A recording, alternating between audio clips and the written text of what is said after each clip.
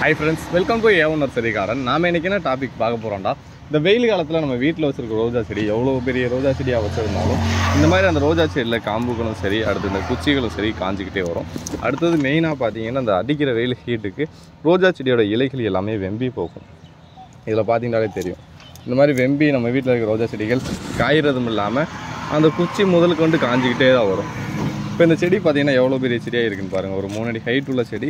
பிரான்ச்லாம் பார்த்தீங்கன்னா ஒரு 10-15 பிரான்ச்சுக்கு மேலே இருக்குது. இவ்வளோ பெரிய செடியை நம்ம வெயில் காலத்தில் வெயில் தாங்க மாட்டாப்புல இந்த செடி ஃபுல்லாமே ஒரு குறிப்பிட்ட சீசனுக்கு மேலே பூக்கள் போட்டுட்டு காய ஆரம்பிச்சிருக்கு. இந்த மாதிரி நம்ம வீட்டில் வச்சுருக்க ரோஜா செடிகள் சின்ன செடியாக இருந்தாலும் சரி, பெரிய செடியாக இருந்தாலும் சரி, அதுக்குரிய பராமரிப்பு கரெக்டாக பண்ணால் மட்டும்தான் நம்ம வீட்டில் வச்சுருக்க ரோஜா செடியை கரெக்டாக பூக்கள் பூக்க வைக்க முடியும். அடுத்து இந்த வெயில் காலத்தில் நம்ம வீட்டில் வச்சுருக்க ரோஜா செடியும் காப்பாற்றவும் முடியும். நம்ம சேனலில் நீங்கள் புதுசாக பார்க்குறவங்களா இருந்தால் கீழே உள்ள சப்ஸ்கிரைப் பண்ணேன் மறந்துடாமல் சப்ஸ்கிரைப் பண்ணிக்கோங்க. பக்கத்தில் உள்ள பெல் ஐக்கானையும் ஆல்ரெடி கொடுத்தீங்கன்னா நெக்ஸ்ட்டு போகிற வீடியோஸ் ஃபுல்லாகவே உங்கள் மொபைல் நோட்டிஃபிகேஷன் வந்துடும்.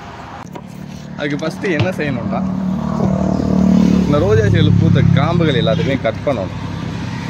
இந்த காம்புகளை எந்த இடத்துல கட் பண்ணணும்னா, ஒரு லீஃப் இறக்கி கட் பண்ணணும். இந்த மெத்தடில் இப்போ இந்த செடியெல்லாம் பார்த்தீங்கன்னா இந்த குச்சி பூக்கள் பறிச்சுட்டு அப்படியே விட்டுருக்காங்க. இந்த மாதிரி இடத்துல கட் பண்ணி எடுக்கணும்.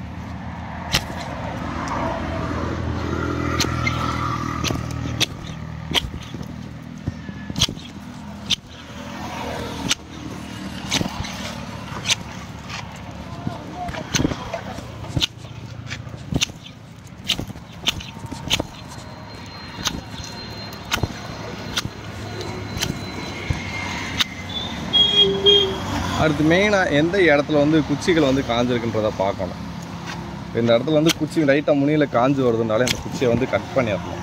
அதை நம்ம கட் பண்ணாமல் அப்படியே விடும்போது அந்த குச்சிகள் எல்லாமே என்ன செய்யணும்னா, இப்படி இந்த இடத்துல காயுதுன்ற பட்சத்துக்கு அப்படியே நடுவே காஞ்சிக்கிட்டே வரும். இந்த செடியை பாருங்களேன், இதை கட் பண்ணாமல் விட்டுருக்கோம். இப்போ இங்கே பூக்கள் பூத்துட்டு காஞ்சிருச்சு. பட் அந்த செடியை கட் பண்ணாமல் விட்டனால இந்த காய்ஞ்சதுனால அப்படியே ஃபுல்லாக இந்த குச்சி ஃபுல்லாக நடுவே காஞ்சி வேறு முதல் கொண்டு காஞ்சி வரும். அதனால் இந்த செடியை இந்த இடத்துல கட் பண்ணிடணும்.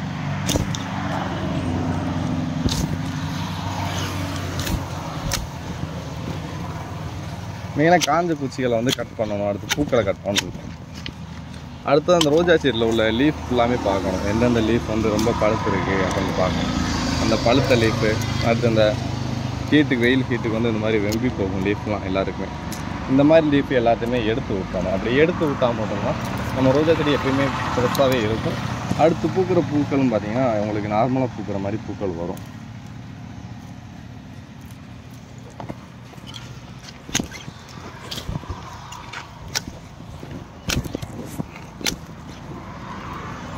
முடிஞ்ச வரைக்கும் நம்ம ரோஜா செடி குட்டி செடியாக இருந்தாலும் சரி, பெரிய செடியாக இருந்தாலும் சரி, இந்த மாதிரி நம்ம கட் பண்ணி விடும்போது தான் அந்த செடியோட க்ரோத்திங் நல்லாயிருக்கும். நீங்கள் கட் பண்ணாமல் அப்படியே விட்டீங்கன்றாலும் இந்த ரோஜா செடிகளில் உள்ள இதெல்லாம் ஃபுல்லாமே காஞ்சிக்கிட்டே தான் வரும். பொதுவாகவே நீங்கள் போய் ஒரு பூக்கடை மார்க்கெட்லாம் ரோஜா பூ வாங்கும்போது பூக்கள் காம்பு நெடுகமாக கொடுப்பாங்க. அது எதுக்காக அந்த மாதிரி கொடுக்குறாங்கன்னு பார்த்தீங்கன்னா, அது அழகுக்காண்டி கிடையாது. இப்போ தோட்டத்தில் உள்ள ரோஜா செடிகள் பூக்களை கட் பண்ணும்போது இந்த மாதிரி இறக்கி தான் கட் பண்ணணும். நம்ம வீட்டில் நிறைய பேர் என்ன செய்வோம்னா, பூக்களை இந்த இடத்துல இப்படி பறித்து எடுத்துருவோம். இப்படி பறித்து எடுத்துட்டால் கூட முடிஞ்ச வரைக்கும் எடுத்ததுக்கப்புறம் இந்த மாதிரி இடத்துல கட் பண்ணணும். இப்போ கடையிலலாம் பார்த்திங்கன்னா இந்த மாதிரி தான் வச்சுருப்பாங்க. அதை ஏன் அப்படி வச்சுருக்காங்கன்னா, இந்த மாதிரி கட் பண்ணால் தான் அடுத்து அவங்களுக்கு பூ நிறைய பூக்கள் வரும். அடுத்தடுத்து பூக்கும்போது நிறைய பூக்கள் பூக்கும். அதனால தான் இந்த மாதிரி கட் பண்ணி எடுப்பாங்க. அடுத்தது இந்த ரோஜா செடி நீங்கள் தொட்டியில் வச்சுருக்கீங்கன்ற பட்சத்துக்கு அந்த ரோஜா செடியோட இலைகள் எல்லாமே பழுத்து கொட்டி இருக்கும். அப்படி கொட்டியிருக்க அந்த இலை ஃபுல்லாத்தையுமே எடுத்துகிட்டு அந்த குச்சிகள் வேறு ஏதாவது இருந்தாலும் எடுத்துகிட்டு அந்த மண்ணை முடிஞ்ச வரைக்கும் ஒரு இன்ச் அளவுக்கு மண்ணை லைட்டாக கிண்டி விடணும். எவ்வளோ இறுகி இருக்குன்றதை பாருங்கள்.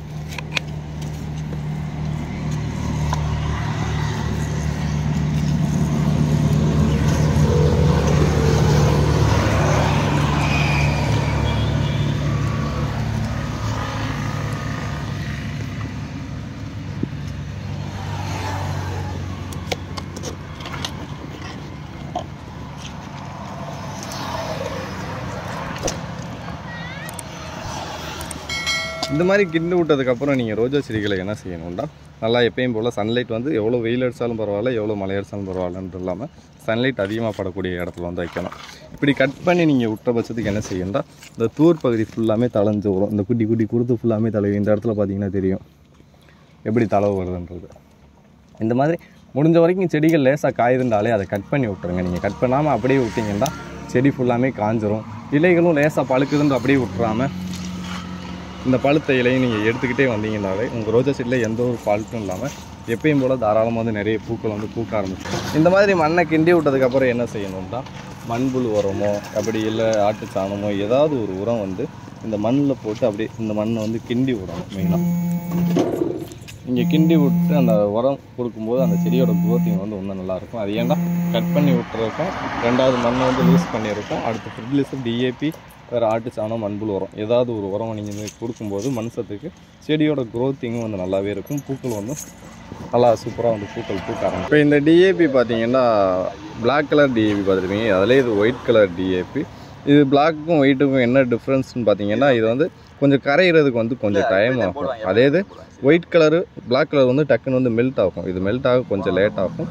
இப்போ நீங்கள் எந்த ஃபெர்டிலைசர் டிஏபி இல்லை வெர்மி கம்போஸ்ட் எது கிடச்சாலும் யூஸ் பண்ணுங்கள். இப்போ டிஏபி பார்த்தீங்கன்னா இது செடி வந்து கொஞ்சம் பெரிய செடினால ஒரு 10 கிராம் அளவுக்கு வந்து செடிகளுக்கு வந்து யூஸ் பண்ண போகிறேன். பார்த்துங்க எந்த அளவு இருக்குன்றது. செடி மெயினாக பாருங்கள் எவ்வளோ பெரிய செடி, எவ்வளோ உரம் வந்து குட்டி நாற்றுக்கு போட்டிங்கன்னா காஞ்சு போகும். அது எவ்வளோ பெரிய நாற்றாக இருக்குன்ற பட்சத்துக்கு இந்த ஃபெர்டிலைசர் வந்து இந்த அளவுக்கு வந்து யூஸ் பண்ணிக்கலாம். ஒரு 10 கிராம் அளவுக்கு. இந்த உரத்தையும் பார்த்தீங்கன்னா இந்த மாதிரி தூர்கிட்ட கொண்டு போய் டைரெக்டாக போட்டுறக்கூடாது. நீங்கள் மண்புழு உரம் அந்த மாதிரி உரமாக டைரெக்டாக போட்டுக்கலாம். ஆனால் இந்த மாதிரி ஹெவியான ஃபெர்டிலைசர்லாம் தூவி விடணும். தூவி விட்டுட்டு லைட்டாக மண்ணை மட்டும் கிண்டி விட்டிங்கனாலே போதும். அவ்வளோதான். வேறு நீங்கள் உங்களுக்கு வேறு எந்த ஃபெர்டிலைசர் கிடைக்குதோ மண் சத்துக்கு தான் கொடுக்க போகிறோம். நீங்கள் எந்த ஃபெர்டிலைசர் வேணாலும் கொடுக்கலாம். இதை நீங்கள் 5 நாளைக்கு ஒரு தடவை யூஸ் பண்ணிங்கன்னா ஃபஸ்ட்டு யூஸ் பண்ணுறது வந்து செடியோட க்ரோத்திங், அதாவது எப்படின்னா இந்த தளிர்வு இல்லாமல் இருக்கிறது. டக்குன்னு வந்து செடி வந்து தளைஞ்சு வரும். அதே இது அந்த தளிர் வரும்போது ஒரு வட்டம், அதாவது எப்படின்னா இந்த தளிர் இப்போ போட்டிங்கன்னா 5 நாள் கழிச்சு தான் தளைஞ்சு வரும். வீடியோ பிடிச்சிருந்தா லைக் பண்ணி விட்ருங்க. வேறு ஏதாவது டவுட்ஸ் இருந்தாலும் கீழே உள்ள கமெண்ட் பாக்ஸில் மென்ஷன் பண்ணுங்கள். தேங்க்யூ ஃபார் வாட்சிங்.